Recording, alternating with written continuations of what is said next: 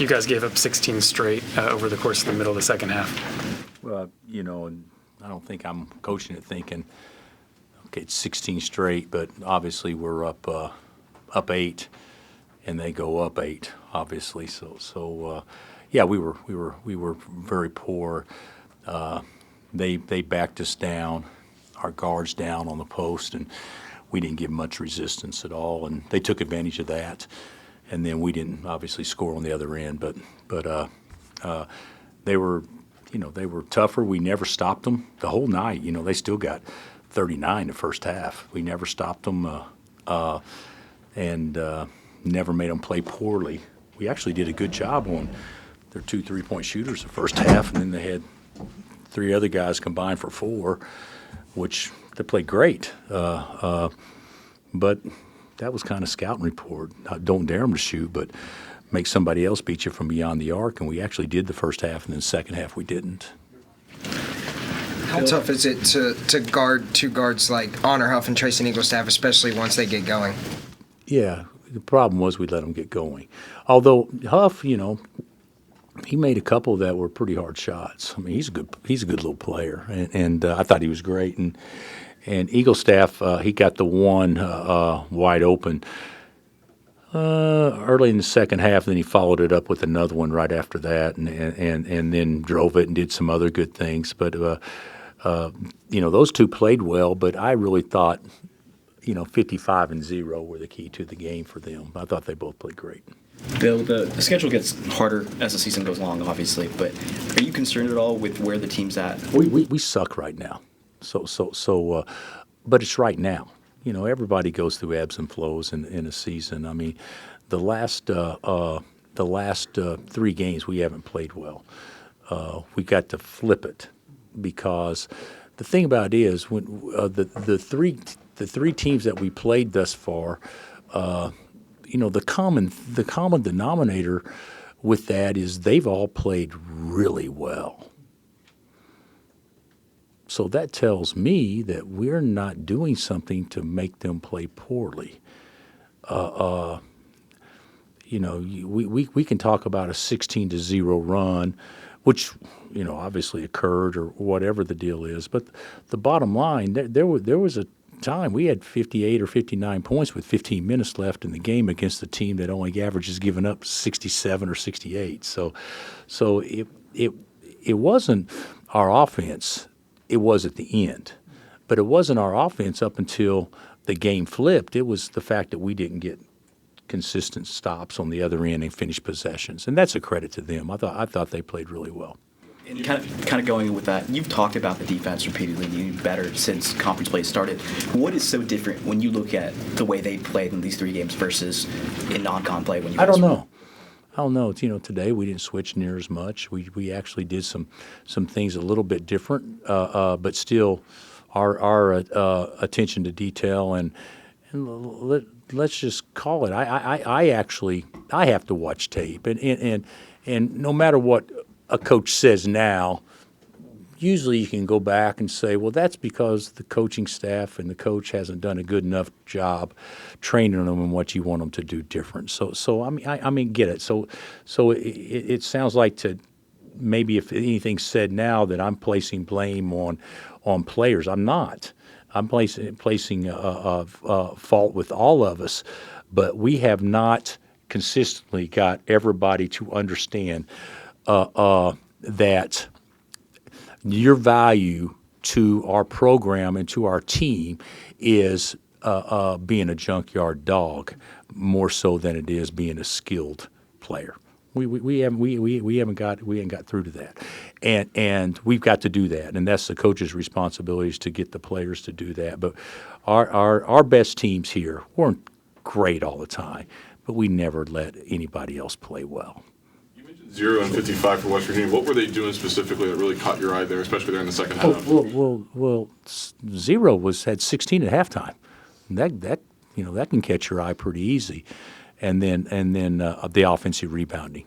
Obviously, we didn't do a bad job in the game on the defensive boards until you look at they got 11 and really only 2 offensive rebounds where anybody other than 55 got them. The other 3 were good bounces out of bounds. We block a shot. We don't go after the ball goes out of bounds. It's their ball, and they end up making 4 points off of it. Because we fouled. He makes the first, he misses the second, get the offensive rebound, throw out for 3, and it's that was pretty much, it wasn't game, but that was the biggest play. So I would say the way they rebounded the ball in crucial situations and the way we didn't was probably as much as anything. West Virginia has had good success in this building against some great Kansas teams, obviously. Can there be anything to a venue or a location, or has it just been happenstance or matchups or over the course of your career? I think we're 5-8 now over here. Is that right? Yeah. So and they've had some really hard-rocking cats come through here too, that were really good players and good teams, and they got a good team now. Ross does a great job. You guys should be thrilled to have him. But for whatever reason, I don't think that. When they start calling it Hope Coliseum, what's the reason for that? What is Hope? What is Hope a family or is Hope?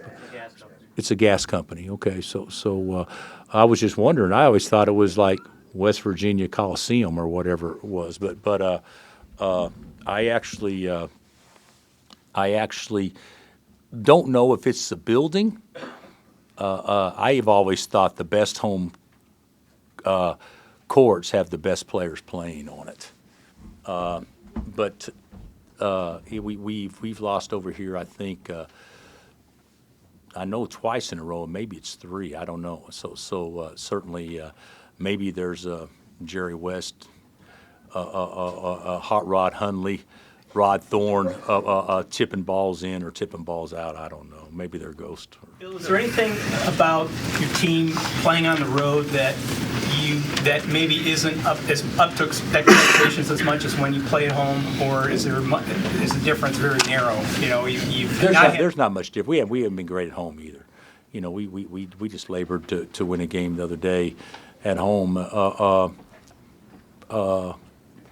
I would say usually the best road teams are always the ones that can either outscore you or the ones that can make you play poorly. And we're not doing either one. And we're not going to outscore anybody. We can score enough points to win. I'm not saying that at all. But to get in a contest where we want the game 95-92, that's not who we are. We need to be able to grind. And we haven't been able to do that yet. And I say yet because I think we're capable of getting there, but we're not there yet. In the arc of you guys learning for the rest of the team to play with DP and DP learning to play with the rest of the team, where did this game fit? How did they do in that respect? I don't know. I'd have to go back and watch the game. I thought Darren was aggressive, didn't make shots, but he still gets 23 in 30 minutes. He's obviously, but I don't think that I look at it differently than you guys do. I look at it as regardless who you're playing with, if Flory's in the game or Bryson or Trey, what are we doing to give ourselves the best chance to win that possession? And we're playing like there's always time left. And that's not how you win on the road. Coach, I know first impressions can mean a lot, but obviously it's not like you've gone up against Hodge for years. But what was your first impressions on his game plan and adjustments during the game?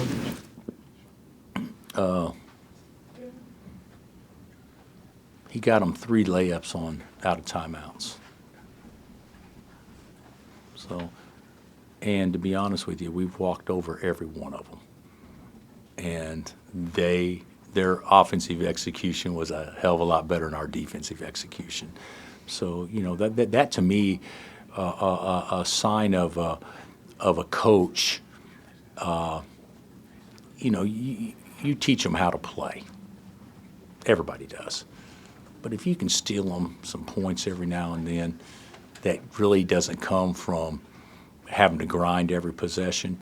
That that's a positive, and I thought they did a good job with that tonight, and we didn't do a good job of executing defensively on how to guard those three actions like we should have. Yeah. Bill, obviously these teams are very different than the previous 2 years, but it seems like when you guys get to conference play, it's been kind of a struggle compared to non-conference play. Have you seen anything these last few years of like why that is? First of all, our league is that's one thing. Secondly, the way that I see this isn't that we can't have a terrific team, isn't that we can't get it flipped.